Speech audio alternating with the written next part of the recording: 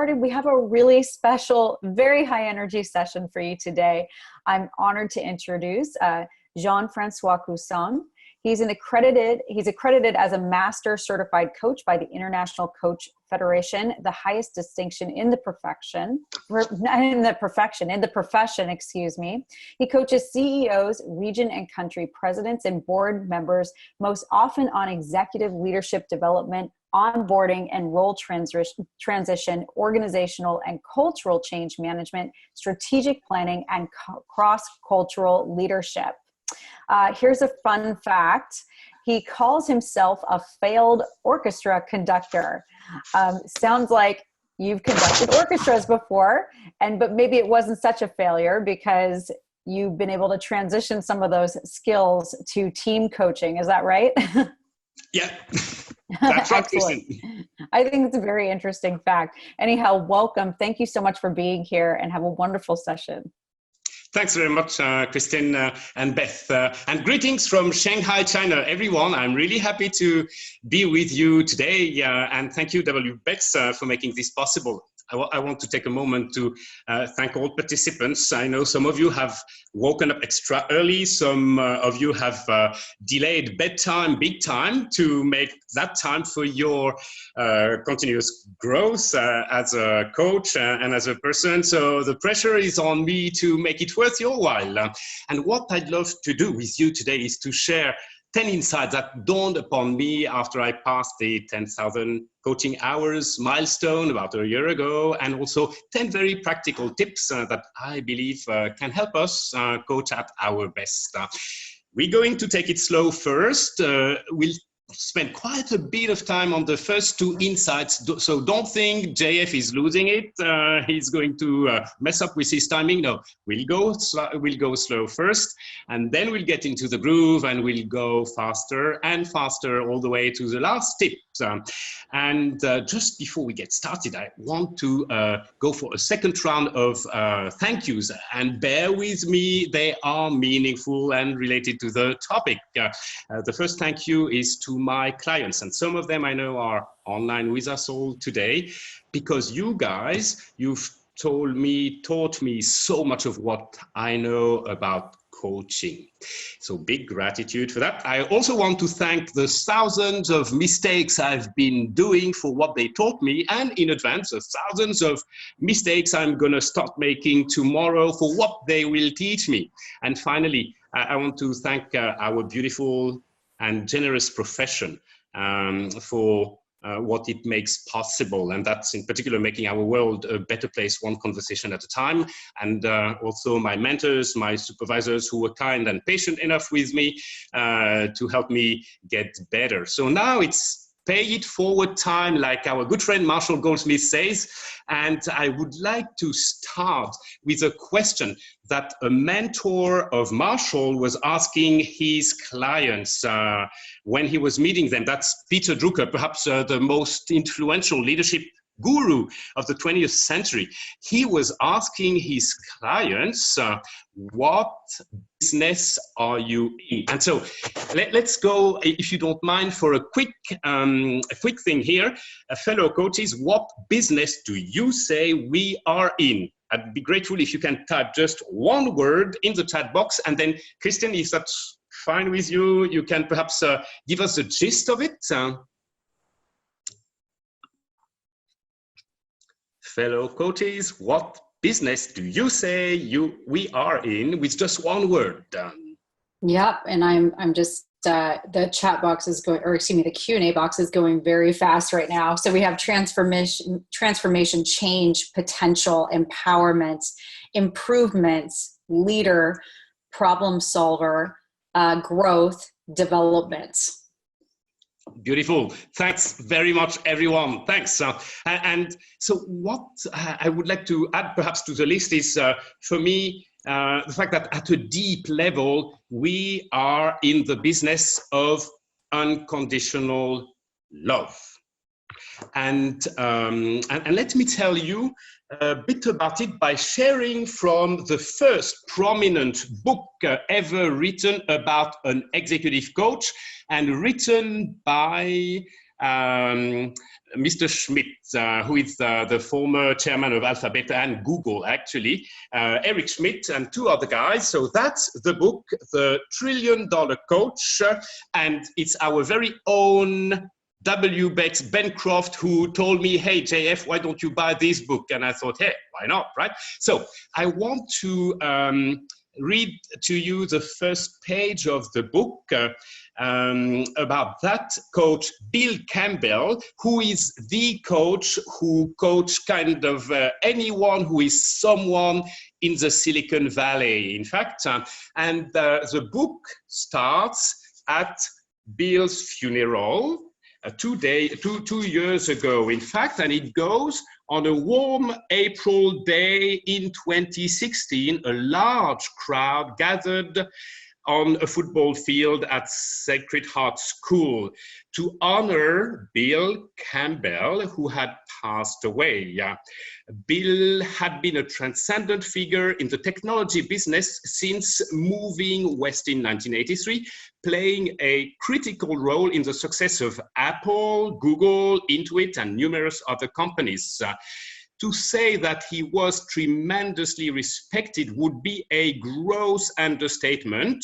Loved is more like it. Among the audience that day were dozens of technology leaders: Larry Page, Sergey Brin, Mark Zuckerberg, Sheryl Sandberg, Tim Cook, Jeff Bezos, and more and more and more. Such a concentration of industry pioneers and power is rarely seen, at least not in the Silicon Valley. And next page goes, Bill had been our coach, meeting with us individually every week or two to talk through the various challenges we had faced as we helped grow the company. He had guided us as individuals and teammates, working mostly behind the scene at Google, as Google went from a quirky startup to one of the most valuable companies and brands in the world. Without Bill's help, there was a chance that none of that would have happened. We called him coach, but we also called him friend. And in this, we were very much like pretty much everyone around us. In fact, as we later found out, many of the people in the audience that day, an audience that numbered well over 1,000 people, considered Bill to be their best friend. The last chapter of the book is called The Power of Love, and the last two paragraphs are, Bill had a way of communicating that he loved you, and that gave him license to tell you that you are full of shit, I quote, and you can do it better. It was never about him, coming from him. It didn't hurt, because he told you the truth. So this is what we learned from Bill, that it's okay to love, that people in your team are people, that the whole team becomes stronger when you break down the walls between the professional and the human personas and embrace the whole person with love, literally in Bill's case. So that's part of the $1 Trillion Coach, and it reminds me of the famous Chinese philosopher Lao Tzu, who said actually a long time ago, that's a philosopher who wrote The Art of War, and perhaps could have written The Art of Love, that being deeply loved by someone gives you strength, while loving someone deeply gives you courage. And there we have the whole game of coaching setup, where we unconditionally love our client and give the client strengths. And in return, we get the courage to challenge, to offer tough love that will help our clients grow. And with this, I'd like to ask you to go back to the Q&A box again, and write just one word about how you feel in the first second that you meet your client for a session. What do you feel? And Kristen, I'd love if you could give us a gist of what's coming up? Yeah, we have curious, hope, excited, gratitude, lots of curious. Yeah, beautiful. Wow, thanks. That's inspiring to me. Thanks, guys. And for me, at the risk of being ridiculous, that wouldn't be the first time I'd say, I feel like a puppy, a puppy excited to and full of love when it meets someone. And if I had a tail, I think it would wag widely. So much for love and yes, hope and curiosity and embracing the relationship like there was no yesterday and a beautiful future. So as romantic as we may be and as much as we love there is more to coaching. So let's explore further and move on to insight number 2. And insight number 2 is about partnering, actually, and I've just put on the screen the definition of the International Coach Federation. Coaching is partnering with clients in a thought-provoking and creative process that inspires them to maximize their personal and professional potential. And the key word for me is partnering. And I have to tell you, it took like more than a year to really hit it with me. I remember that the first big client I had was a gentleman based in Singapore, and he was the head for Asia Pacific of a very famous luxury brand, and his business was far more complex and far larger than the business I had to take care in my corporate career. And he was in Singapore, I was in Bangkok. Each time I took the plane to Singapore, I was kind of feeling sick because I did not dare to challenge him really. And that was for fear of being rejected or not relevant. And of course, then I was agonizing about, was I creating enough value for him, which is a very wrong question to ask myself, but little did I know. No.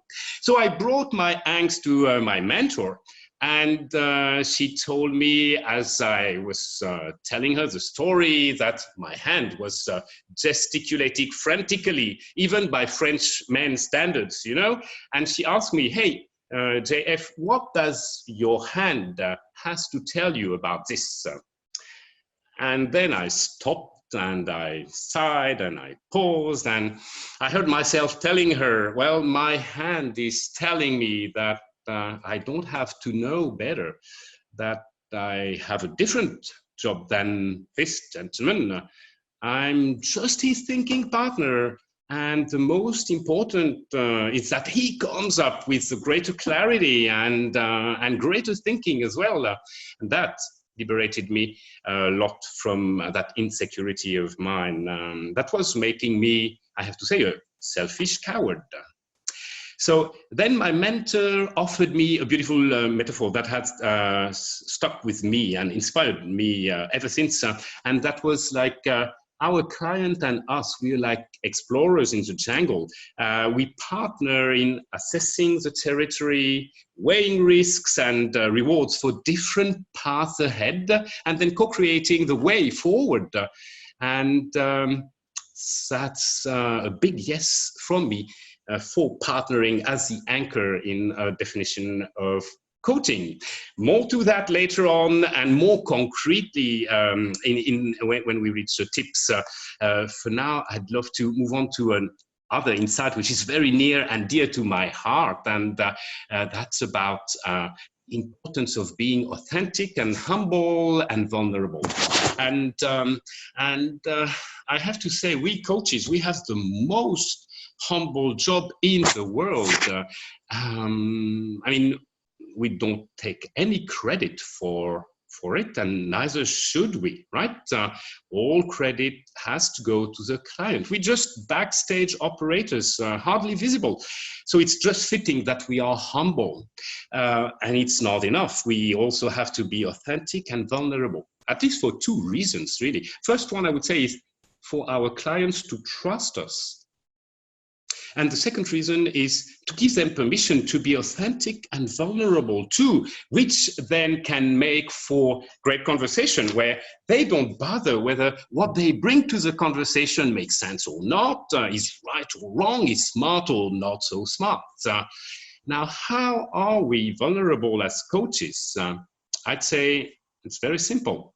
It's when we say, I don't know, I'm confused, I don't understand, I'm sorry, I need your help here, I'm confused.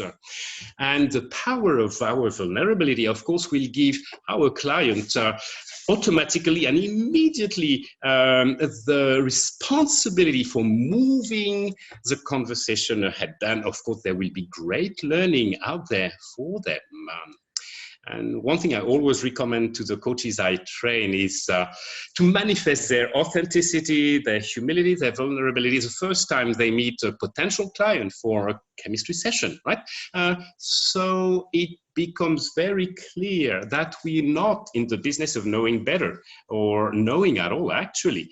We are in the most humble of businesses, and that's part of the power of coaching, really, because it can in that way unleash even more greatness with love and sometimes tough love in the clients that we serve. With this, I'd love to move to another insight, and that one is pretty simple, really. It's go deeper sooner. And why? It's still about partnership. In fact, clients must create big value for themselves in our sessions, yeah?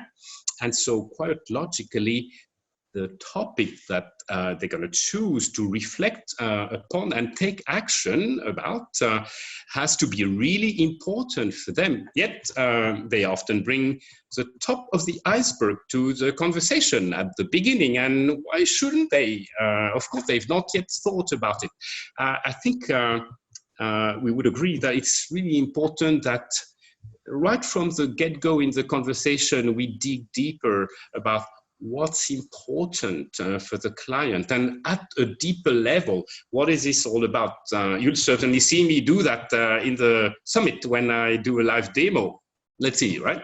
And perhaps to give you a concrete example, I'd say, imagine your client comes up and says, I would like to explore how I can calm down my husband when he gets angry at me. Huh? So then we ask, and how is this important to you? Then perhaps the client is going to pause and sigh and tell you something like, well, it matters because it's happening more and more that he gets angry. It's really, really bad for our couple's life, and it makes me sad. And then we'd go up with, at a deeper level, then what is this all about? And then perhaps your client would tell you, it's about me not feeling worthy. And now we are at a valuable level for our exploration, right? To help the client do really valuable work for sustainable progress from the very beginning of the conversation. So go deeper sooner is really something important. The next insight is definitely lighter and still about partnership, really. It's about dancing with the client. You know, I mentioned how liberating it was for me to eventually find out how coaching is anchored in partnership. And as partners, we can do many great things together. And one important is to dance in some way or other. And of course, at that point, I'd love to play some music for you, but we don't have time. So more seriously, perhaps I can say that coaching is like a dance. Sometimes as a coach, you lead, sometimes you follow. And it's even a criteria actually for assessors of applicants to the Master Certified Coach credential at the International Coach Federation. They look for dance. And then practically, how do we do that with our clients? I'd say when we ask such questions as what next step would you like to take? Or perhaps, shall we dive in there together? Or in contrary, shall we elevate ourselves above ground here, or where would be a good place for us to start? Or I'm wondering where we could go next. How can I best support you? All of those are invitation to a dance anchored to the partnership. Yeah. And in great coaching, there's a lot of dance, and there's something else that is also very important, and that is silence. And that's where Kristen will come up with something to show you, which is a video.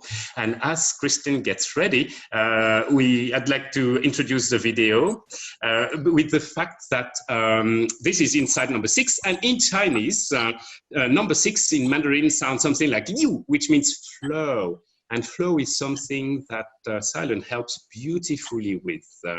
That's when I'm going to stop talking for a while and let you experience the power of silence as you watch a short excerpt of a movie called Ray, about Ray Charles, the famous jazz man, who started to become blind when he was about 7 years old. And becoming blind, of course, would be a threat to his ability to take care of himself.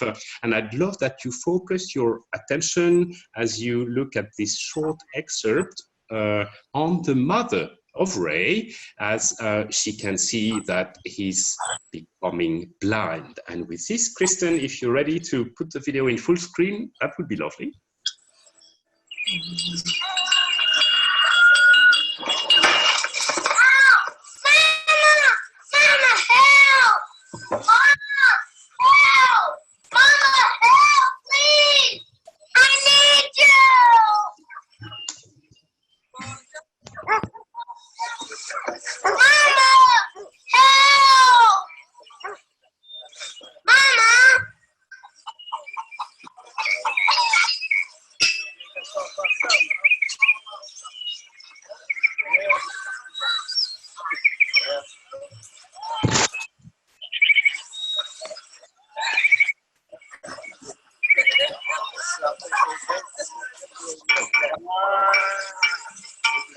That's good now. All right. Come on.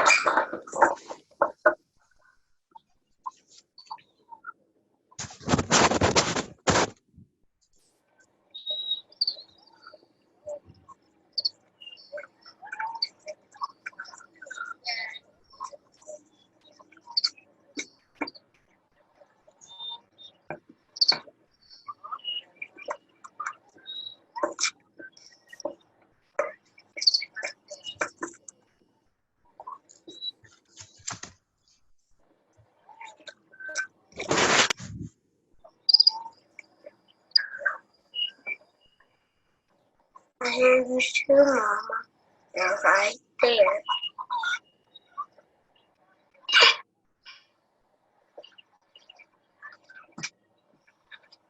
You're fine. Why are you crying, Mama? 'Cause I'm... Hey, it's Uncle Jeff. I got my camera. With this, folks, I rest my case about how silence is golden.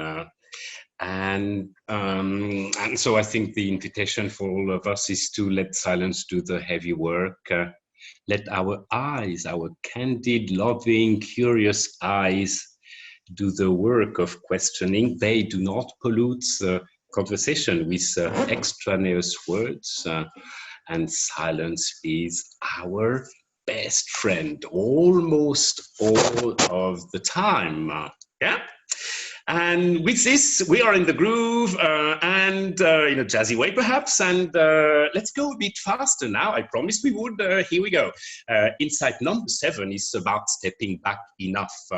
And here, what I wish to say is that as coaches, we are the ones who are not in the weeds, who can see the systems that our client is embedded into, and we can do that with wide eyes. So I'd say it's so important that we breathe and we elevate ourselves far above. Perhaps we go to the moon, we look at the systems that our clients is into, and then we fly back and we ask permission to share with the client our candid observations about what we've seen from up there. And that will help elevate our client thinking and certainly make sure that he or she can solve the problem at hand with a different thinking that than the thinking that created the problem in the first place, as Albert Einstein very wisely said. It's quite fun to read the Albert Einstein quotes, because quite a number of them are so relevant to coaching that he kind of invented it, I guess, a bit before the time came. Yeah. And with this, moving on to insight number 8, one of my favorite insights, which is make your client your teacher. And you know, I'm based in Thailand, and I have a number of Buddhist monks as a good friend, revered Buddhist monks, and they would agree that it's great to make the people you support become your teacher, because of course the best learning can come from failing and also from teaching. Yeah, I think the best coaching we do is when we invite with the curiosity of the kid, the light spirit of the kid, the challenging spirit of the kid, the client to teach us the way forward about the theme that they've brought, and that helped them gain clarity and greater thinking about the way ahead. I guess at this stage, with 8 insights in the backpack, your mind could perhaps be a bit full. So the last 2 insights will be actually liberating and making your life easier if ever you don't know them yet. And insight number 9 is about really how your presence and your intention matter a lot more than your question. And that as long as you are fully present and your intention is to help and stretch the client, then really your questions don't matter that much. Yeah, and I think as we gain more mastery in our humble craft and become more and more present to the client, we all experience how an absolute presence does almost all of the work for the client. And don't worry too much about the power of your question. I'll come back to that in a bit when we come soon to the tips. Presence is also underlying the last insight, number 10, which is really that the less you work in a session, the more your client does. And that is really what matters, because it's a client who can and who must do the best work. So whenever you sense that you work too hard in a session or feel tired after a session, I'd say go see your mentor or your supervisor and invite them to listen to a recording, perhaps of a session, and then debrief with you what needs to happen for you to overcome perhaps what is stuck in your way of being present to the client, to liberate a kind of presence that will better support your client and energize yourself. Now is poll time. I'm really curious to have a sense about what of which one of those insights is the most important for you. So would you care to just click one and then we have fun looking at the results? Which one of these insights is the most important to you at this moment? Hosts and panelists can't vote, but well, we are 1,513 participants. What difference would it make anyway? Yeah. Okay. Let's take a minute.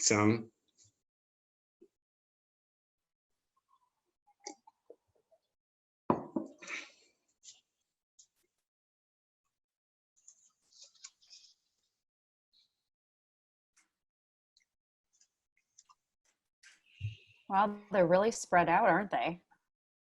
I can't see the results actually. Oh, you Christine, can't. Okay.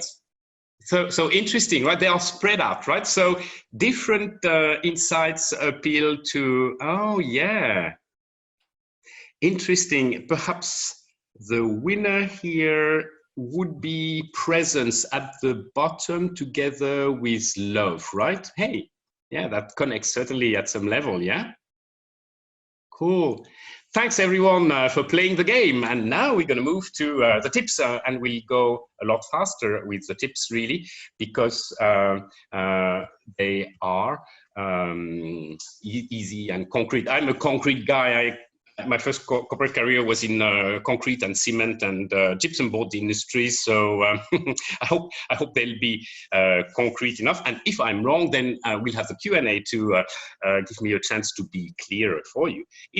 Tip number one is to help your client fully present before you start the session, right? And practically that would be inviting your client to share with you anything that could be weighing on their mind, an emotion, a fear that could distract them from being present to the session, and give them space and time to just clear that away so they can become fully present to the session. Then the next tip would be to contract in, go much beyond that proverbial tip of the iceberg, and the way to do that, as I illustrated before, actually could be to ask the client what's important about what they're bringing to the conversation for them and what it's all about at a deeper level. And that will help us ensure that we have a workable objective of great potential value for the client. Tip number 3 will be, don't worry if you don't fully understand your client, because nobody does. Yeah, and not even them, otherwise they wouldn't come to you, perhaps. Yeah. I have to say, the last couple of years, I've had the privilege to welcome more and more startuppers, founders of startups come to me, and well, they're 10x smarter than me. I have no clue what they're telling me, really, with all the acronyms they're using and the super fast speed they're speaking up. I have no clue, and they keep coming back. So go figure. Yeah, we do the best work in coaching when we don't know better anyway, and perhaps it has something to do with that. Yeah, so take it easy. Number 4 tip is make sure you're never in the way of your client thinking, and perhaps remember the stance of the International Coach Federation about the coaches honor others as creative, resourceful, and whole. And again, trust the process, trust your client's inner greatness, be fully present, look for it, and it will materialize, it will come up as you look with love for it. Yeah. Tip number 5 is let silence do the heavy work for you, just as we've seen in the video where Ray's loving mother let the silence give that space and that kind of gentle pull for her little lovely boy to start taking responsibility for himself. The more we talk as coaches, the more the risk that we pollute the conversation with our words, right, and our thoughts anyway. So again, and typically young coaches with their insecurity, like me before, right, talk 10 times too much. So let's go of our insecurities in the belief that our presence and silence are going to help so much. Yeah. Tip number 6 is about letting the conversation inspire your next question organically. Don't work out your questions, just give them time to surface to your mind. And if that takes 1 minute, which feels like an infinity in a conversation sometimes, so be it, right? So trust your intuition, just let your whole being give it time to inspire the next question, right? And if the question is not proving effective, nobody dies that day anyway, right? So don't stress about it. Number 7 is to be humble, so important to me. And that's about what I said before, saying we don't know when we don't know, saying we're confused, we need their help, or we are sorry if we did or said something that didn't go down well, right? Role model humility. The more humble we are, the more of a license we have to challenge, and that really matters.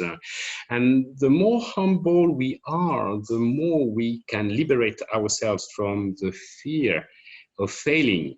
There's this American writer, Albert Hobart, who wrote, "The greatest mistake we can make in our life is to be continually fearing that we will make a mistake." Tip number 8 is do midway, like halfway along the session, ask your clients where he or she is vis-a-vis the objective for the session, what have they learned so far about the topic, about themselves, and what would be the best use of the remaining time of the session. And if they tell you, well, I've learned nothing, I'm lost, well, isn't it better that we know, because we still have half the time to score a goal, right? Better we know, okay? Tip number 9 is to conclude the session on a high. Yeah, that matters at so many levels, and it's a very practical thing to do, really asking the client perhaps what value she or he got from the session, and then what they've learned about themselves at a deeper level, and how could we serve them better the next time. Yeah, and also let them know perhaps something we learned from them, or how they inspired us. And often they are so brave, yeah, and then that is so inspiring, and it's good that we let them know that they inspired us. Yeah. With this, we move to the last tip, which is really good coaching raises your energy. So what the point here is, if it doesn't, then something's not quite right. So if you're tired after a coaching session, it's good that you go and see the mentor or the supervisor that you hire to support you, and talk about this, right? And find out how you could evolve your way of being in the work you do, so as to liberate positive energy. It will be true for you, and certainly for your clients too. So the better we do as a coach, the more energized and the happier we become. Now that matters big time. And why don't we stop and have a poll here again, since you are in the groove? Check among those 10 tips, which one would prove the most helpful to you at this moment in time? Which one of these tips would prove the most helpful to you at this moment? Thanks for playing the game again, yeah?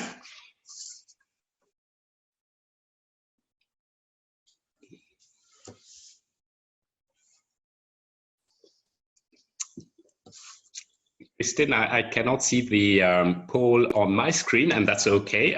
If you could just let me know about what's coming up? Yeah, absolutely. Again, it's divided, and I'm just waiting for everyone to vote. It looks like it's slowing Yeah. down a little bit right now, so I'm going to go ahead and end it and share. Sorry. There you go. Can you see the results? No. Can you give me a taste, perhaps, Kristen? Absolutely. Yeah. So the most helpful tip is make sure that you are never in the way of your client. So good to know and so important. Thanks a lot, everyone, for playing the game again, and Christian for and Beth for administrating this so masterfully. And with this, I just wanted, in wrapping up, suggest some ideas for the mastery implementation session that you'll have coming up in 3, 4, 5 minutes from here. And just what I thought, and you'll do what you want, of course, so you should, is like about what is your posture, or perhaps your way of being as a coach when your client gets the deepest insight in a session. And amongst the lessons you learned from your mistakes as a coach in your session, which one has been the most valuable to your coaching practice? And if you could offer only one advice to your fellow coaches about how to enhance the impact of their coaching, which one would you choose? Yeah. At the Full Summit on October 17th, I'll offer a live coaching session. Perhaps it will showcase some of those tips and insights I've had, and perhaps not, because we never know what's going to happen in a coaching session, and that's part of the charm of the job, right? And then after the demo, we'll have a discussion and experience sharing about what is our way of being as coaches when our clients access their deepest insights, and also what limiting beliefs we need we need to let go of, so our way of coaching becomes more effective. And perhaps also we'll discuss what we can do when we feel stuck or clueless, or when we do a mistake in a session, which I'm pretty much sure I will do. So we'll have a subject at hand here, and how we can accelerate our growth as coaches, hold ourselves to ever higher standards, and amplify the positive impact of our coaching. And then perhaps finally, if we have time, how we can advance and enhance our global credibility as coaches. With this, I really want to wish you, in the meanwhile, to be bold and try new things in your coaching, and fail with passion, and then go fast forward. And I love this quote of Mark Twain, who said, 20 years from now, we will be more disappointed by the things we didn't do than by the ones we did. So let's throw off the bowline, sail away from safe harbor, catch trade winds in our sails, and explore and discover.